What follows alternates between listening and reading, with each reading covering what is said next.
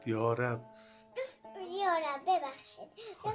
یا رب چی خواردن در این مسئله این شیش و کشله بخورید. بر صلیب عشق دارم کردیم.